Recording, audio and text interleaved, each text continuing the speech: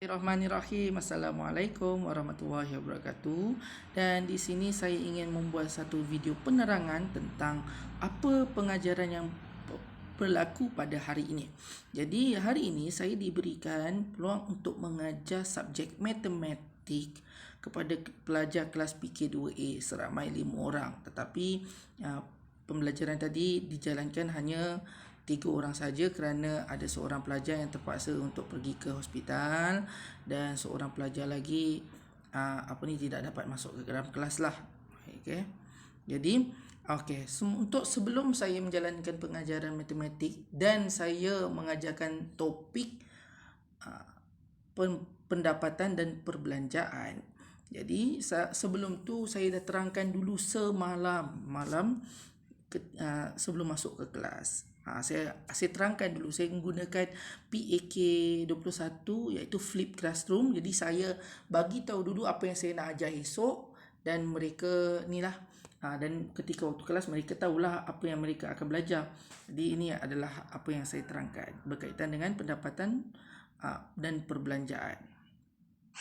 Konsep mudah dia macam ini. Kalau pendapatan, awak dapat duit RM5 daripada mak awak.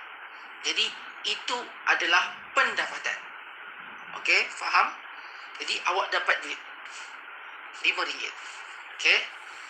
Itu pendapatan. Kalau perbelanjaan, awak dapat RM5 tadi tu, awak pergi kedai, pergi warung, awak beli nasi goreng dengan air mila ais, cukup RM5. Jadi awak keluarkan duit tu untuk dapatkan nasi goreng. Itu ialah perbelanjaan. Faham? Okey, esok cikgu terangkan lagi. Okey. Terima kasih. Okey, jadi setelah saya terangkan dulu semalam untuk sebelum masuk ke kelas, jadi malam tu mereka dah dapat gambaran lah tentang apa yang ingin mereka belajar pada hari ini, pada pagi ini. Jadi pada pagi tadi saya dah WhatsApp dah seorang-seorang. Saya WhatsApp mereka untuk mereka bersedia masuk ke kelas pada jam 9.30 tu. Yang boleh dipanggil kan. Jadi mereka dah boleh, saya kejutlah mereka untuk mereka masuk ke dalam kelas. Adik yang tak balas. Okey, yang ni dia masuk ke kelas juga. Okey, jadi saya dah telefon dan pembelajaran dijalankan dengan pembukaan set induksi. Saya bertanyalah tentang apa yang mereka pernah buat dulu. Maksudnya pernah tak diorang belanja, pernah tak diorang pergi jual barang, dan akhirnya diorang ada yang kata diorang pernah berniaga, ada yang kata diorang pernah belanja, beli makanan kat kantin apa semua, dapat duit daripada mak dia. Jadi mereka bercerita. Jadi saya bercerita. Setelah itu saya pergi ke langkah pertama, iaitu saya tanya balik apa yang diorang faham dengan apa yang saya hantar semalam tentang pendapatan dan perbelanjaan.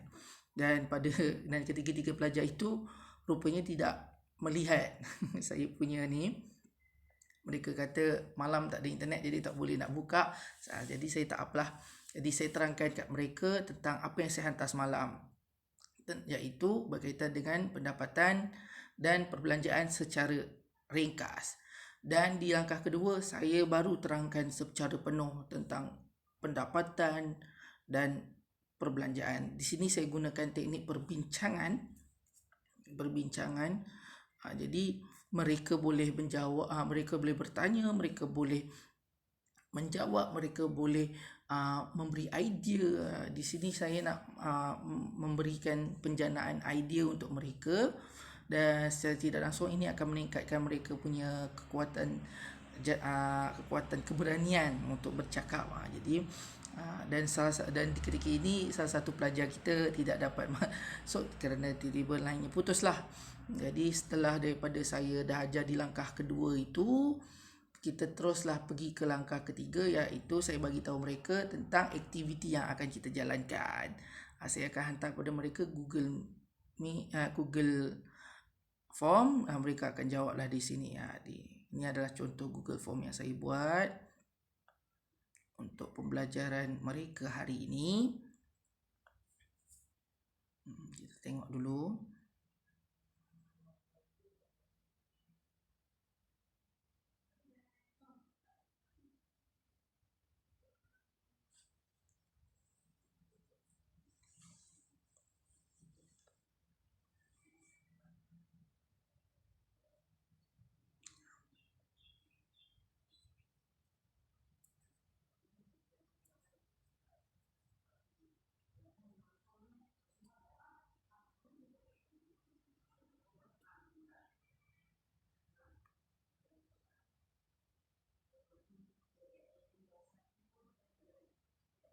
Ini adalah Google Form yang perlu mereka jawab lah untuk bahagian di langkah ketiga ini. Jadi saya dah terangkan tadi tentang soalan-soalannya. Okey, dan setelah itu saya ulang lagi lah. Untuk penutup saya ulang lagi. Saya tanya seorang-seorang, apa perbelanjaan tu, apa pendapatan tu, apa yang awak tak faham, cerita tentang apa yang mereka faham, tentang apa yang, dan akhirnya tengok dah ada yang buat. Jadi dah ada yang hantar.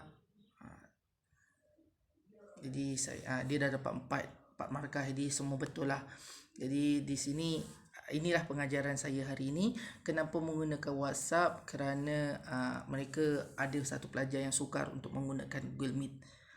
Jadi kita gunakan telefon WhatsApp, sebab WhatsApp pun boleh call sebanyak lebih daripada 4 orang kan. Boleh 4, 5, 6 orang. Sebab kelas ni pun tak ramai, cuma 5 orang saja. Jadi